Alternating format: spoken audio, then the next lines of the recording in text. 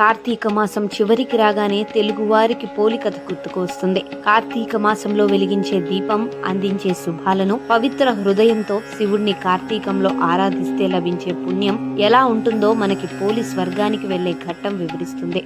ఇంతకీ ఎవరి పోలి, ఆమె కథ ఏంటో తెలుసుకుందాం. పూర్వం ఓ ఉమ్మడి కుటుంబంలోని 5 కోడళ్ల కంటే చిన్న కోడలి పేరు పోలి. ఆమెకు బాల్యం నుంచే దైవ భక్తి ఎక్కువ. ఆమె భక్తి అత్తగారికి కంటగింపుగా ఉండేది. దీంతో కార్తీక మాసంలో మిగిలిన కోడళ్లను తీసుకుని నదీ స్నానం చేసి అక్కడే దీపాలను వెలిగించి వచ్చేది. ఈలోగా కోడలు ఎక్కడ దీపం పెట్టి తాను పుణ్యం సంపాదించుకుంటుందో అనే అసూయతో నదీ స్నానానికి వెళ్లే ముందు ఇంట్లోని నూనె, దీపారాధన సామాగ్రి దాచి వెళ్లేది. అత్తగారి ధోరణికి బాధపడిన పోలి చేసేదేమీ లేక పెరట్లో కాసిన పత్తి చెట్టు నుంచి కాసింత పత్తితో ఒత్తిని చేసి మజ్జిగ చిలికి పక్కన పెట్టి కవ్వానికి ఉన్న కొద్దిపాటి వెన్నపూసను రాసి దీపాన్ని వెలిగించేది. అత్తగారు చూస్తే ఊరుకోరనే భయంతో ఆ దీపాన్ని బుట్ట కింద దాచేది. కార్తీక మాసపు చివరి రోజైన అమావాస్య రోజున పోలికి చేయలేనంత పని చెప్పిన అత్తగారు కోడళ్లతో నదీ స్నానానికి వెళ్ళింది. కానీ పోలి ఎప్పట్లాగే ఇంటి పనులు పూర్తి చేసి భక్తితో కార్తీక దీపాన్ని వెలిగించుకుంది. ఎన్ని అవాంతరాలు వచ్చినా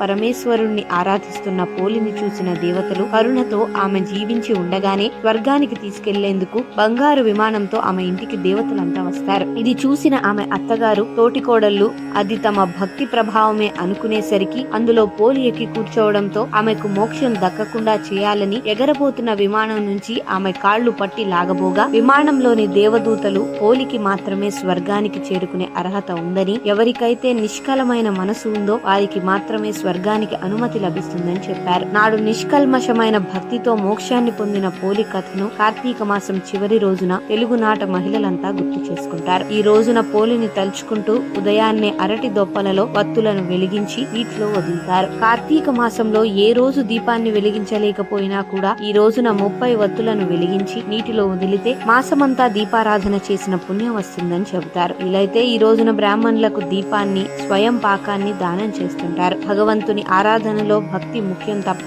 ఆడంబరాలు కాదని, అహంకారంతో సాగే పూజలు ఎందుకు కొరగానివని, అత్తాకోడళ్ల మధ్య సఖ్యత అవసరమని మనకు పోలి కథ బోధపరుస్తుంది.